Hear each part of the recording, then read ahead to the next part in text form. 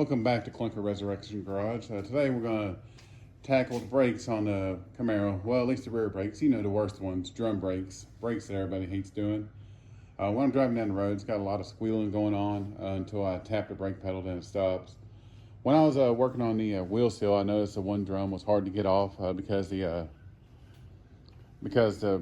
brakes wouldn't retract all the way. So I got a new adjuster, new spring kits, and new shoes.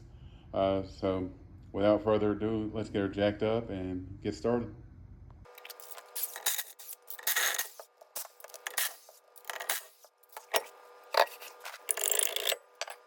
All right, we've got the wheel and the drum off. As you can tell, they are pretty much cooked. Luckily, it don't look like we have any actual wheel cylinder leaks, which is good. All I bought was the shoes, the spring kit, and the new adjusters. I don't feel like the adjuster on the driver's side is really adjusting correctly. So let me pull off the other side. This way I have a reference point, and I also got the Haynes manual and the good old internet. Try to make sure I install these back right, and I'll take plenty of pictures, just because I've been burnt by drum brakes in the past.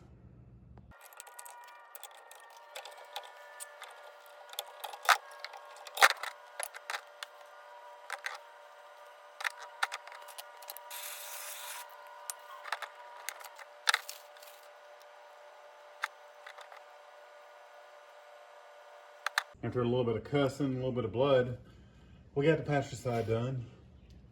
I'll film more of the installation on the driver's side when I get around over there. All right, so I mentioned that the brakes would just constantly squeal, and I had a hard time adjusting the brakes in to get the brake drum off. And when I pulled the adjuster off, I noticed it screwed all the way in, which didn't make sense. So I started comparing brake shoes, and I realized your big ones go in the front, and I have which matches the front on that one. I have my smaller one, and one I took off the rear. But the funny thing about that is, if you line it up, it don't line up. So it turns out the reason the adjuster is adjusted all the way in and the brakes kept squealing is because they used a big brake pad in the front and back on the driver's side. And that explains why I couldn't get the drum off, why it kept squealing. But also made me realize that I put the brakes on front to back backwards on the passenger side, so I had to pull those back off. But it's all the name of the game with drum brakes. But we'll get this all back together and see what we have.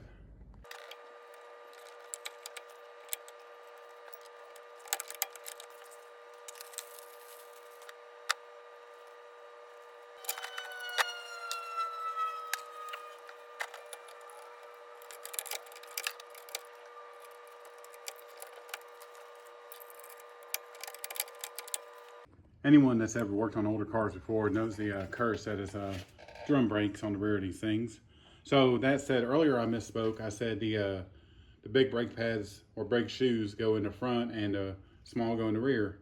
So I installed that. I even swapped this one around to be like that, and I decided halfway through, well, let me check the internet to be sure. And turns out, of course, I was wrong again. The small ones go in the front and the big ones go in the rear. So now I got this set up on both sides.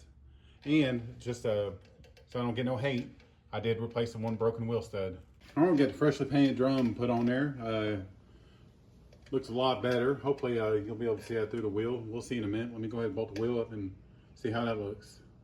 All right, not bad. You can see the painted drums behind there. It's just a little nicer touch, just to try to keep cleaning this car up a little bit. In the near future, I'm gonna strip the clear coat off these wheels and sand them, kind of polish them up, and then re-clear coat them. And it should make a huge difference on the appearance. And there you have it. Wheels are on, brakes adjusted, car's on the ground. Let me move a few cars. We'll go for a test drive. And that should just about do it for today. Should be a huge improvement, especially with the correct brake shoes and adjuster being on this side.